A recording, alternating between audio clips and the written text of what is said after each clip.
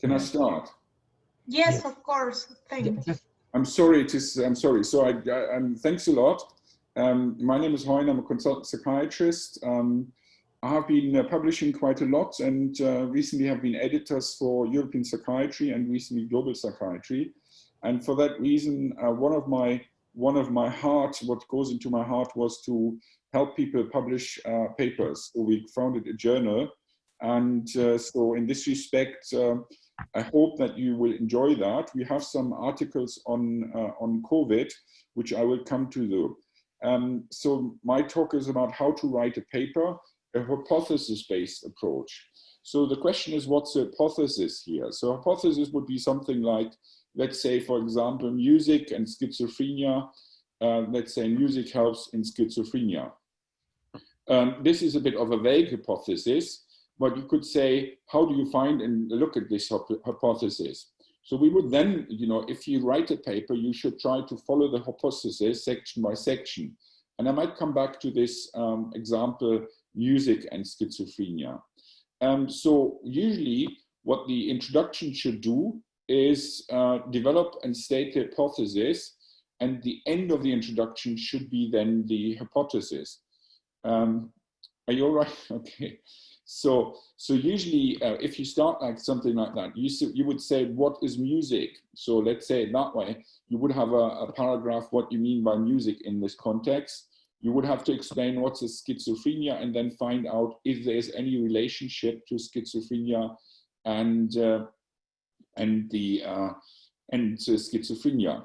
So then you would have to, in the method section, to describe how the hypothesis tested. So the question is, would you say one sound of music would do that? Would someone who plays more music would have a better outcome in schizophrenia? Or would you, so the question, the method is, if you make a statement, music helps in schizophrenia, you would have to clarify how you want to clarify that.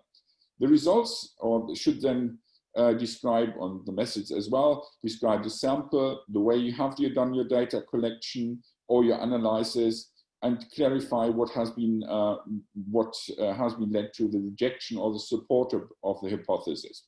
I come to that in detail. What I want to say is that in this way is that we look at the hypothesis and take this hypothesis that say music helps in schizophrenia to all the different places. And the discussion should usually start with confirming the hypothesis, say, what is it, or is it refused? What is, why would it be validated? And then explore the relevance of the finding.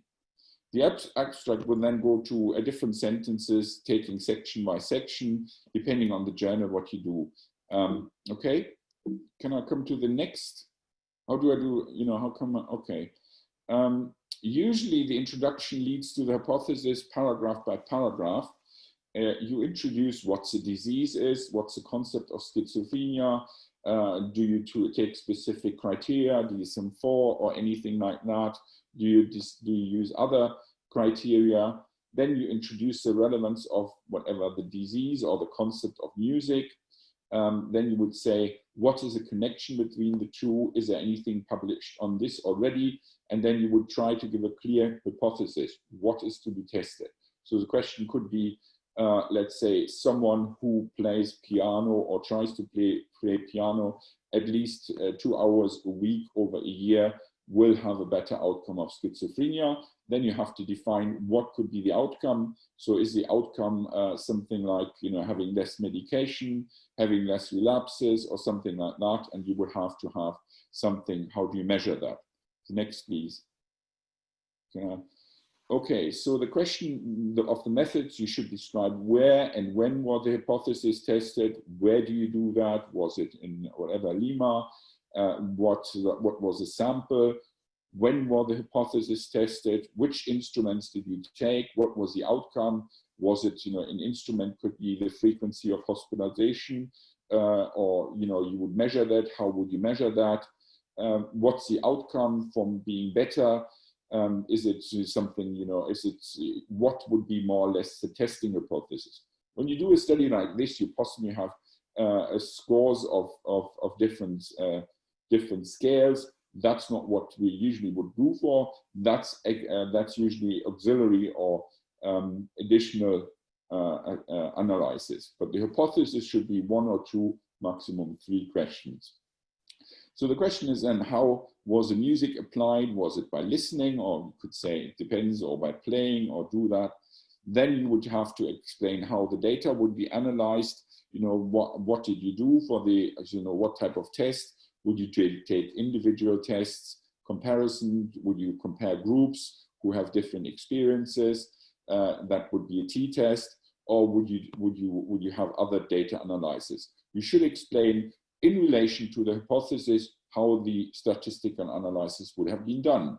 So let's say if you compare the outcome between 2 groups and the frequency, then it could be Chi-square statistics. If you have many variables, you can do an ANOVA, or depends a little bit, but always try to be very close to the hypothesis. Next, please. Okay, so the results then should describe the sample, which environment, where have you done that? Then the results, you know, you will explain it by step by step, see what you have done, how you analyze the data. Usually at the first is more or less, if you have 2 groups, you would have a question of how do you, are these people comparable? Have they got the same age, the same gender, or anything like that? This is possibly the analysis of the raw data that you say you can evidence the fact that your groups are comparable. Then you would describe the main results and would say, okay, my patients who hear let's say 2 hours of classical music every day, they have a better outcome. It would be important that you have randomized, because, you know, it might be that people with schizophrenia have different abilities to listen to music. Then you would have to say, has the hypothesis been falsified, or has it been supported, and on which statistical level? Next. Next, please. So the discussion would then state the confirmation or refusal of the hypothesis. What is you know, has it been validated? What was the outcome? Usually, does it make sense, or is it, let's say, the group went comparable? So you would say, does your statistical analysis has supported the outcome? Let's say that way, less hospitalization for people hearing music twice for 2 hours a day. How have you checked that? That's another thing. Is it valid? Because, you know, have you checked that your procedure has been performed well? Then you would have to be expected, how does it fit with other publications? Let's say that way, it doesn't have to be music. It could be that other type of entertainment, physical activity, or have seen a publication about playing table soccer. That might help. So you could compare this with other things, and then you would say, what does it mean in special? So let's say, would you recommend that people listen to music in the future? Or does it mean that you would recommend that all types of whatever activities and enjoyment should be done?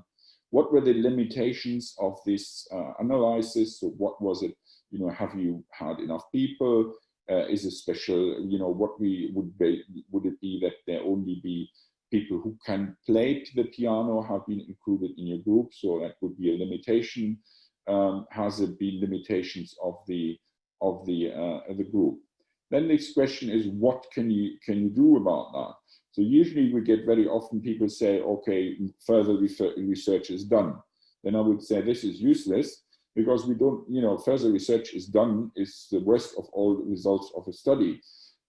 Because then if you can't recommend what you learned from the study, then you would say, you know, why do you study something if you don't know what's the outcome of that? So in this respect, you would have to say, what is the relevance for your study?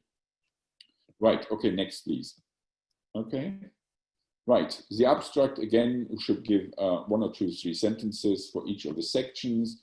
So again, the objective, develop and state hypothesis at the end. This is what to be tested. Methods prescribed. The hypothesis would be tested by whatever, comparing the outcome of the hospitalization in 2 years or whatever. Then you would describe how have you collected the data, what have you done. Usually very often you get, we entered the data in SPSS and did some statistical tests. That's not what we want. You would say we compared, our study was to compare 2 groups, and that's what came out of that. And these comparisons were made. And then the conclusions in a paper usually would say, yes, I found that music helps in schizophrenia, and would say the future relevance would be we could recommend music in general, but we also could say that we would say this should be in certain circumstances only. Okay, next.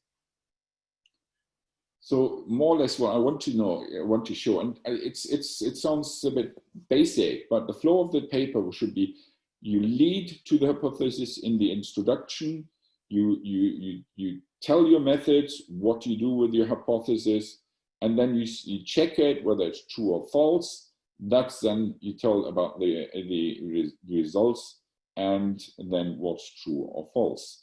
And then you would discuss it, as I said before. So more or less, the flow of the paper is going into the hypothesis, what goes in, why do you ask the question, and then what do you take out of this hypothesis. Okay, next.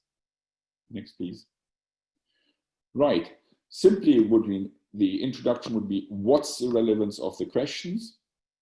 The methods is how to answer the question.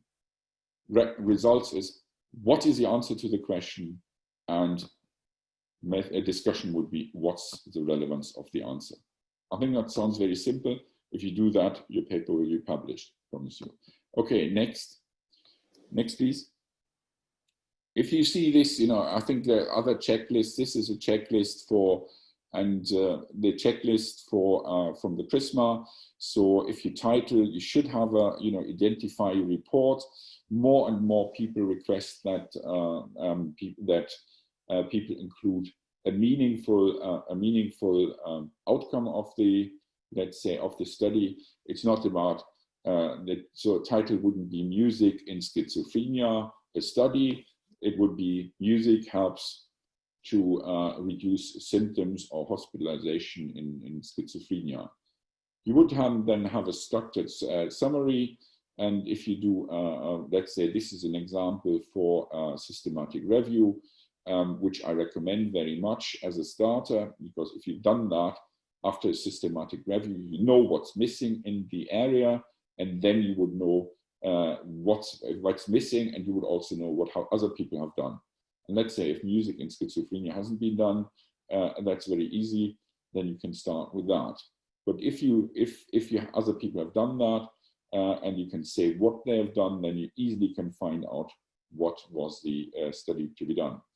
So the objective is more or less addressing the question, and you could also in the introduction say what are the outcomes you expect, what is the study design, but most of this would then be in the methods. The protocol would be in the methods.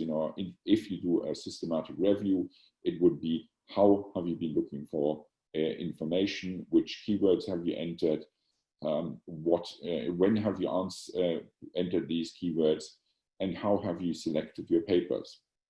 So that's usually the criteria. You have to clear criteria, usually PCOS. That means is more or less the participants, interventions, comparisons, outcome, and study design.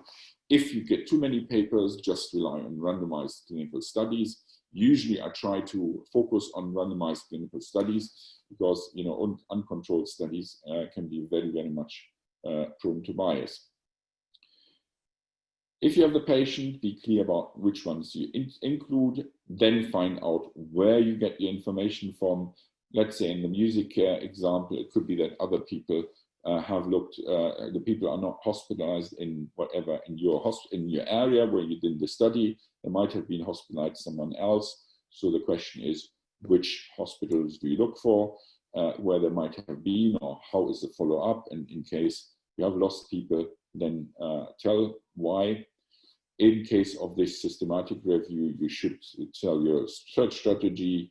You should say which type studies you selected, Usually, I would avoid opinion papers. Nobody wants to, so a narrative review, Mr. So-and-so, who was famous or not, has said something. Completely useless, nobody wants that. That might be interested in the first paragraph of an introduction, but usually we would like if you do a systematic review, you would expect to look at the raw data or the study result data.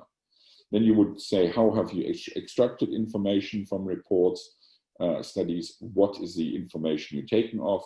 Let's say if you review music and schizophrenia, how have you addressed that?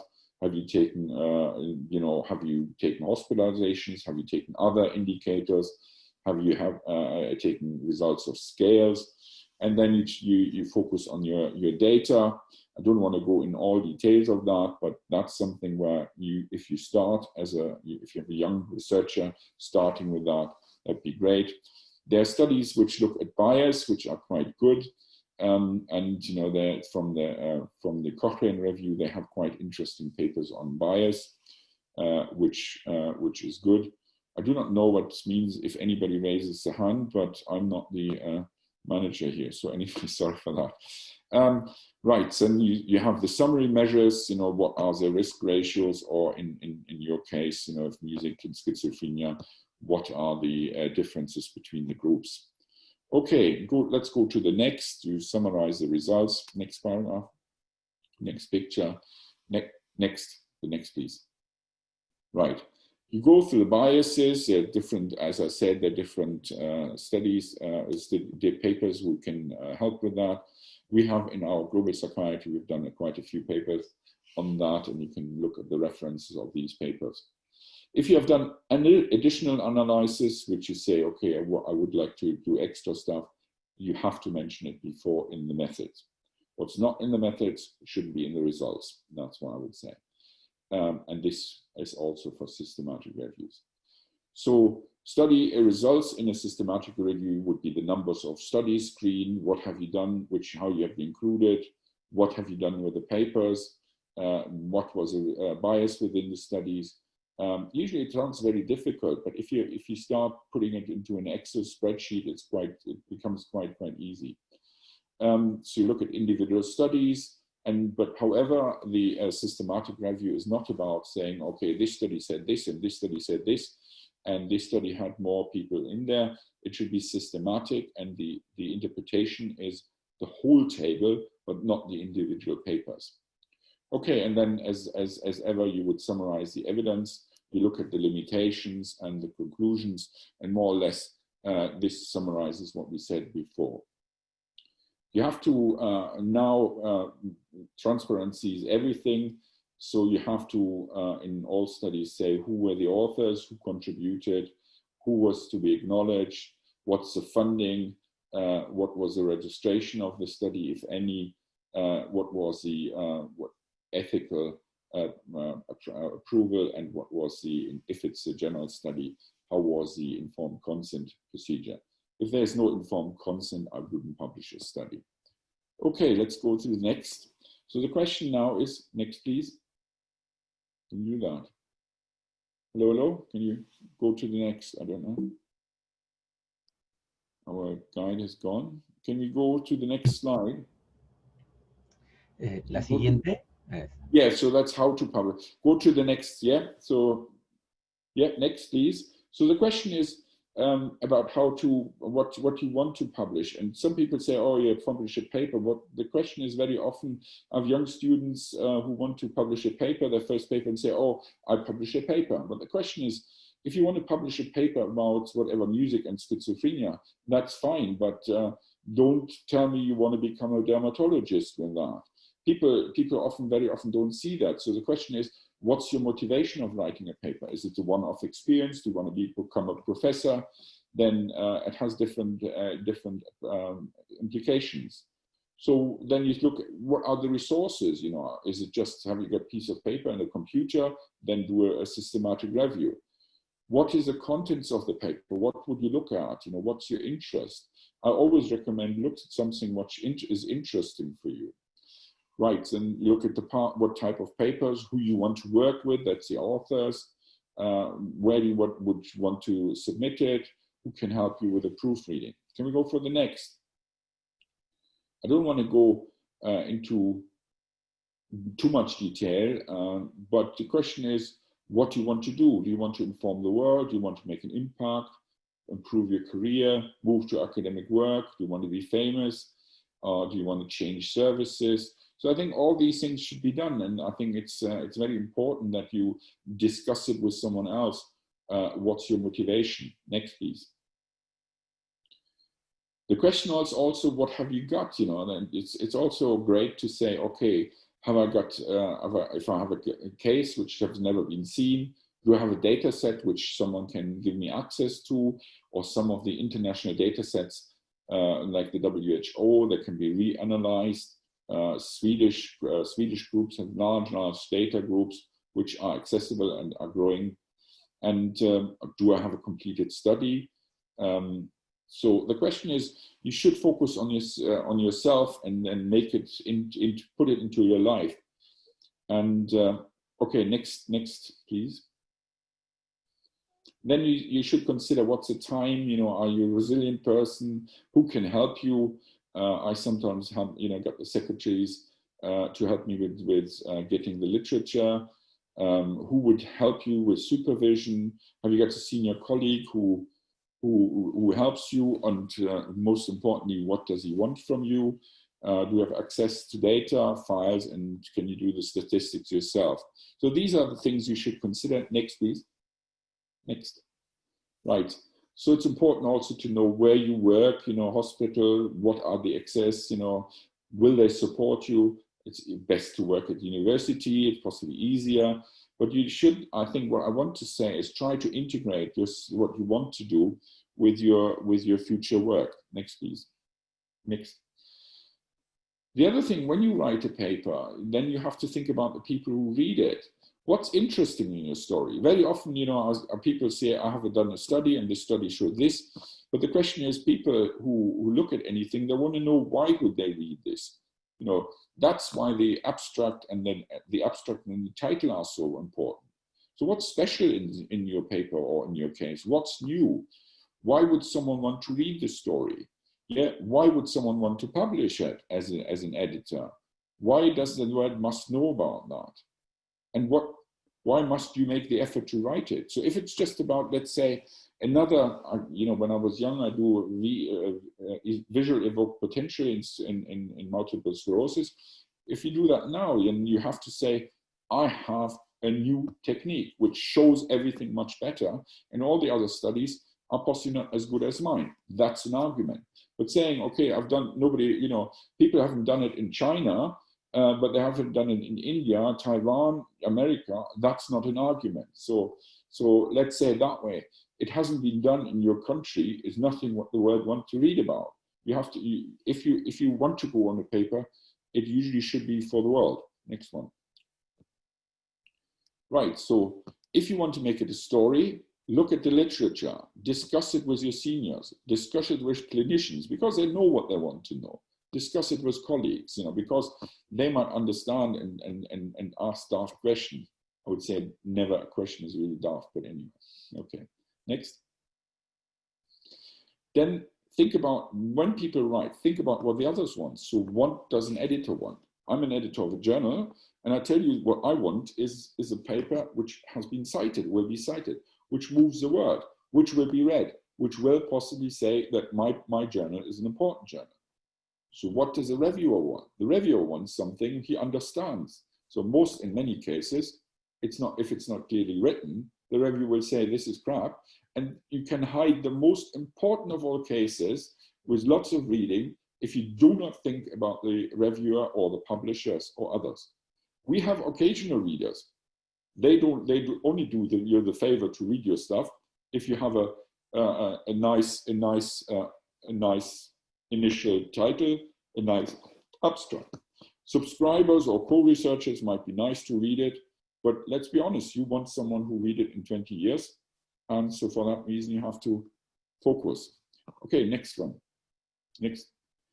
So I think this is more or less self-evident. You have different types of papers, short reports, let's publish rapid communication, usually not the comment. It should be something where, let's say, a rapid communication would be this, something like, I found the COVID vaccination. That's something which is something. But I've done a visual evoked potential study in multiple sclerosis. People say I can wait a week for that. Letters to the editors usually should be related to a previous paper, but that's, I think, understandable. Next. I think I've said usually, we said different parts. Look at the cover page. If you submit the paper, look at the references and declarations, and just go with the journal. I have many people who submit something and they have use a Vancouver system, which is frustrating because then the whole of the things has to be rewritten.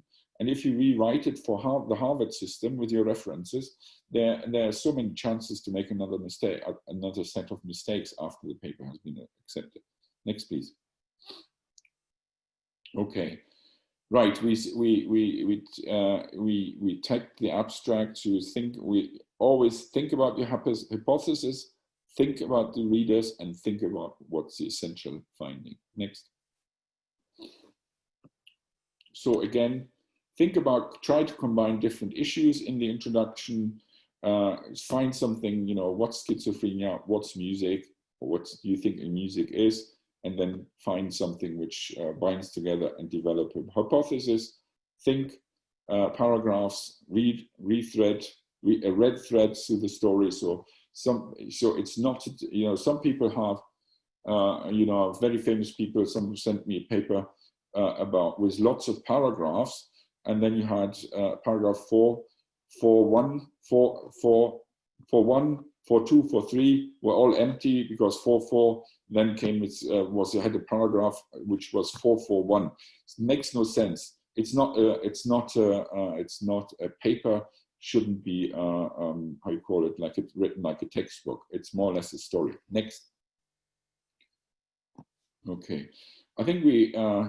If you think again, material and methods, we touched on that. The question is more or less, and this is why I put that up, you have to explain all the stuff enough for two things. One, can other people, readers, have sufficient data to be convinced that we did the right thing? That's one thing. And the second thing, can an independent researcher reproduce the study and reproduce what you have done? And then the thing is, I mentioned the hypothesis again. So think about, if you write the message, can someone else really think and be convinced that you have done the right things? And the second thing, can someone else reproduce the study? Next please. So yeah, we just already started. Yeah, that's fine. I think again about, you can have additional results on top of your hypothesis if you have something completely unusual. Let's say it that way. Music helps, but we haven't said what type of music people have to read. Then you find out that only people who maybe heard rock music. Then you can say, okay, you know, in general, it doesn't help, or music helps. But I found that a subgroup of people hearing rock music were the only ones who responded, or so that's something where you can, you know, justify presenting it on top of your results. Next one. Okay. Next. I don't know. All right. Okay. So the conclusions. I just, you know, I think we mentioned that study limitations are important, but the conclusions should always be one of the most important part. It's a take-home message. What can you do with your finding? And what are the recommendations for the future? Yeah, so research should be done is not results, serious conclusion. Next one. Okay, next, please.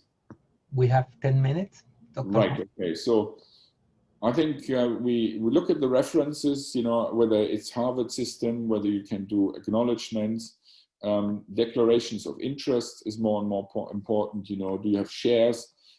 We recently tried to submit our journal to PubMed, and the only mistake we made that we had too many editors who have written papers, and we have to declare the interest. So even if it's not me, usually I'm quite resilient of being asked by co-editors to accept the paper, which I haven't done. So I rejected quite a few, but you have to declare this as a conflict of interest. Okay, next. Next one, please.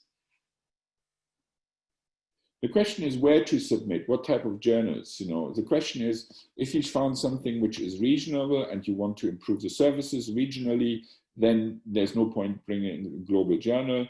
If you want it nationally importance and you want to say, okay, our national system, let's say we don't have compared to other countries, we don't have that. We want that, then publish in a national paper. Then if not, mostly try an international one.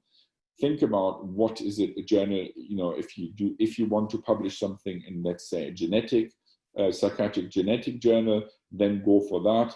Or if it's something everybody in the world should know, go for something general. Let's say it that way. If you find the gene of Alzheimer's disease, bring it into a general journal. If you find a gene which influences a couple of pathways in a pathway which leads or might lead to Alzheimer's, then look it for a genetic journal. Always look at the readership and then discuss your impact of the journal.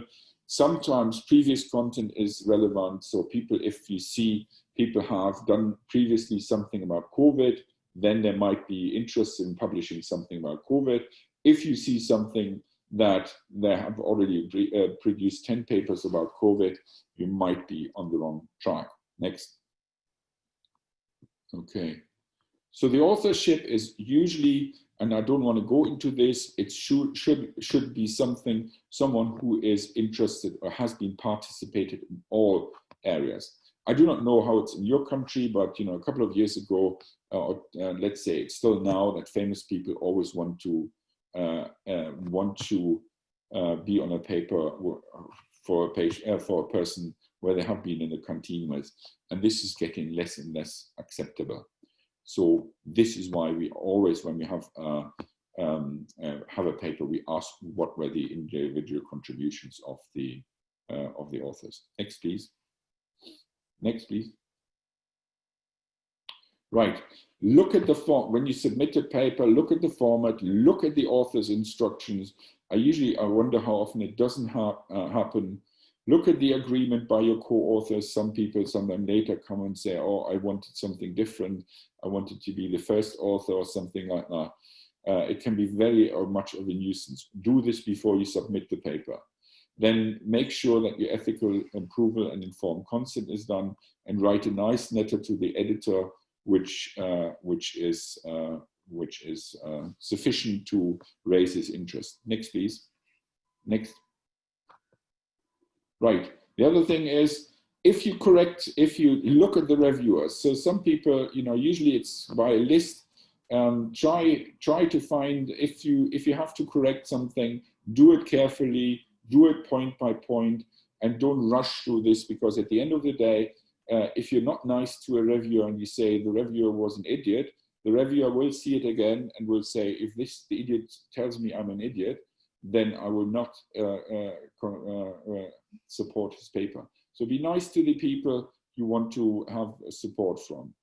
I've sometimes said that the reviewer was wrong when I was publishing a paper about, I think it was about, how do you call it, ultrasound in neurological conditions. He didn't understand this, and I wrote a nice letter to the author editor, and she changed her views. Next, please. Next. Proofreading is important. Proofreading, very often people just skim through that. Let's say it that way. This is a last chance to correct for the centuries. And if any of your grandchildren reads this, they have a laugh if 50 years later. So don't do that. Take this, what's very, very important. The other thing is, do not think that the printer has any idea what you're talking about. So they have to be very careful. So if you say, okay, put it in the right place or something like that, they put it at the end. Next one. We have 4 minutes. Okay, just so worst case scenario is what next? Don't take it as a learning experience. First, accept it. If you think you have a good argument, write a nice letter to the editor. Try to understand why they would improve it and send it to another journal. I've published quite a few papers. I had to go to several journals, and usually the paper got better. We have, last minutes, we have a couple of, next please. Next please. Okay. So if you're still full of ambition, you can look for global psychiatry. Next please. Next one. Can I have the next? No chance here. Okay. Is it the next one? Right. Okay. So I'm sorry. This is. I wanted to show you a couple of two papers. I think I just changed. I think you have my. You chose my previous version. I wanted to show you that we had some papers in COVID, which is about in global psychiatry. Global Psychiatry is a recently founded journal, which is a global journal, and we recently published something on COVID, which is about the new scale, and I wanted to say that the scale is quite interesting, and we found some interesting papers about different countries, one from Nairobi. And the other one, not Nairobi, Nigeria and Bangladesh. Interestingly enough, Nigerians and Bangladesh seem to be very avid writers at the moment. And last but not least, I would invite you to join the Global Psychiatric Association, which we recently founded, and which should be a learning platform for many people. So please look on Facebook. And the idea is to have something which is for everybody, and it should be, in my view, a completely democratic, a bit anti-authoritarian group, which makes it possible for everybody to contribute. Because my experience over the years is sometimes that national and international organizations have been hijacked by people who move from one organization to the next, and it can be very frustrating for people who maybe have one or two things they want to bring to the world, and they might not be a professor. Okay, right. Thanks for listening. I hope I wasn't too complicated. More or less the hypothesis-based approach we published already in a journal in Global Psychiatry. Thanks a lot for listening. Muchas gracias, Profesor Heun, por su brillante exposición. Thank you very much for your brilliant presentation. And then now we have a few minutes for questions from the audience.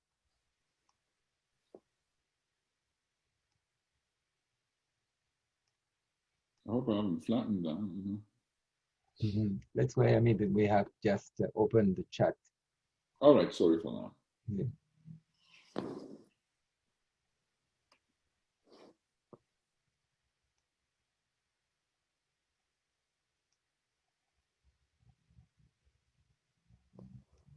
I think what I can say, if anybody is interested, I have no problems if you share this this PDF file with anybody. So I think the slides can be shared. I think it should be available. Thank you very much. Perhaps I can make you a question in the waiting. Well, what do you think about the great scientific literature that is so common in Latin America? I'm not really an expert on Latin American. I know that some people from the World Health Organizations was trying to, the World Psychiatric Association, they try to collect all the Spanish-speaking papers. I think what I find very important, I think this is a reason why we started with global psychiatry, is that I think people who don't have all the organizations and have the money, like Germany or the Max Planck Society, they sometimes a bit let down. And in this respect, let's say we have people from Iraq who really struggle to have all the support. And then there's some lack of support in the money for a study. What I would say, what I can say from developing countries, I think that concerning clinical practice, that the developed countries can learn a lot. I think sometimes this psychiatric medical model is possibly not always the best, and I think I know Argentina has lots of psychotherapy or psychoanalytic therapy. They accept, in my understanding, there's much more acceptance for psychotherapy. When I work here, it's more or less how much medication can you give, and do you have another pill? I think the point is that I think some social ideas are forgotten in my understanding in Europe, and I think some of that I would be, let's say it one way, I would be disappointed if the developing world would just follow the richer countries, which sometimes happens. But I think the whole idea is to do something different, and I think see the strengths of individual countries. Some models in Africa, you can see that they have supportive people from, so let's say visitors, medical visitors who are managing to go into the population and help people and identify people with schizophrenia. So I think the social background and the social is gone down here in over the last years. So we have a very much a medical model, and I think this is one of the weaknesses. So I think and concerning education and training, I think some of this, I think the training is, in my view, when I can read what other people do. We recently had a paper of Indian people, how their curriculum is working, and I must admit there is much more hands-on than I can see in Germany, in France, or in other countries. And the other thing what I think is very much a weakness of the European studies is they're a bit overheaded, let's say it that way. So we have people who give the same talks to everywhere, and so we let's say, new ideas are disappearing. I would say I would love to see more studies on psychoanalysis which come from other countries. In Europe, it's nearly forgotten. It's nearly gone. Okay, thank you very much. We have here also a question from Ingrid Gonzalez. She talks about how about negative results? Should there also be?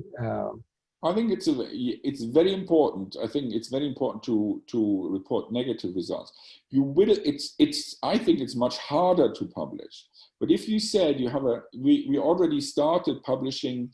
We already started publishing protocols in our journal. So this is coming more and more that people have the ability to submit protocols. So I think then in this respect, negative results will be very important. And if you say the medication hasn't worked, the problem is a little bit with the power, because if a study is underpowered, and this is always a discussion, will the study be underpowered? But if you argue very well and say you did a study and let's say you tried music work, and you find that you just, let's say if you have 20 people and the music didn't work in 20, it wasn't, let's say the hospitalization rate wasn't better in 20 people compared to 20 people who didn't hear music. I think that's something which is very difficult. But if you can say, if you can argue with the statistical power and say we have enough people and we have seen so many people, and then they would have come with one, if you haven't seen an effect in, let's say, 500 people, then whatever it is, if you find something with 1,000 people, then it's not relevant. Because let's be honest, so it's more or less talking about the relevance and the statistical power of a negative paper or an outcome, and then you can publish that. But I think it needs a little bit of a help of someone else. but we are quite happy to do that and publish that. But the story has to be good. Okay. Okay, thank you. We have here another question from Joel Uceda. What are the difficulties and challenges of writing an article in the context of COVID-19? I think the point is at the moment with COVID-19 is that I think there's so many papers coming out. And if you really want to look at 20 patients and the experience of 20 or 100 patients, that's not going to work. I'll tell you something, if you wanted to write a good paper on COVID and mental health, then possibly write a systematic review on that, because at the end of the day, there's so much written about that and with poor quality that you can say, this has been written, but the future of the studies should be this and this and this. But I think just the experience of people, if you do that, then just say why, if you have a good study and you say, why is this important in this context, you know?